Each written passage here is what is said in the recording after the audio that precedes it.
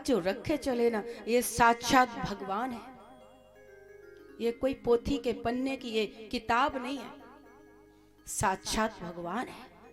आप भगवान जब अनेकों पुण्य का फल मिलता है हमें, तब भगवान आपके सिर पर धारण होते हैं, विराजमान होते हैं। ये कलश, ये अमृत कलश है। गंगा यमुना सरस्वती, ऐसा वर्णन शास्त्र कहते हैं कि जब हम कलश यात्रा का कलश लेकर के चलते हैं तो एक एक पग पर करोड़ों यज्ञों का फल मिलता है। कल तो हमने कलश यात्रा के बारे में बोल ही नहीं पाया था। करोड़ों यज्ञों का, एक पग की बात की और आपने तो कितने लंबे पग चलाए।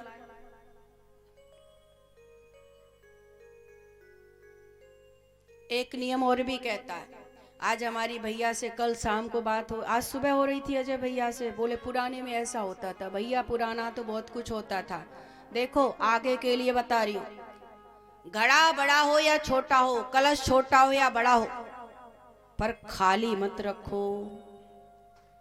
अच्छा पहले जमाने की याद करो, जब बाहर निकलते थे तो घड़ा खाली मिल जाता था तो क्या कहते थे? बोलो जी, आप सगुन हो गया।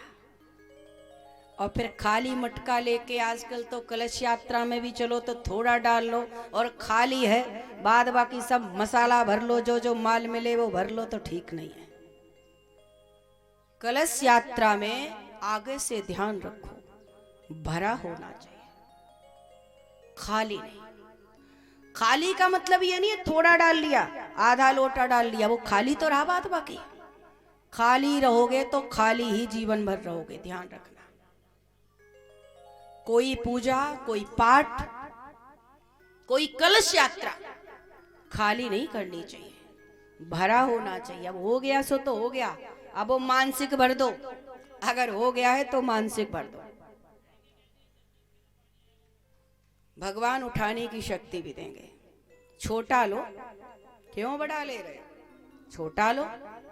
देखो बताना मेरा धर्म है भाई, अब आपकी चॉइस है, आप बता दो। जब आपकी माताजी, जब आप निकलते होंगे तो घड़े वाला कुएं पे रस्सी से खींच रहा होता और घड़ा लेके खाली आ गया तो कहते थे अब सगुन हो गया जी। बोलो। जब भरत भैया चित्रकूट गए थे तो उन्हें उपहार में मछली दी थी। मछली क्या कोई अच्छी बात है देना? लोगों ने कहा भरत भैया तो मांसाहारी नहीं करते थे, भरत भैया तो नॉन वेज नहीं लेते थे, वेजिटेरियन थे, फिर उनको उपहार में मछली क्यों दी गई? बोलो जी। मछली शुभ का सूचक है, शुभ है, शुभ संकेत। जिस प्रकार से जब जाते थे बाहर तो दही खिला के भेजते थे, बात समझ गए? दही खिला के भेजते थे तो दही शुभ होता था।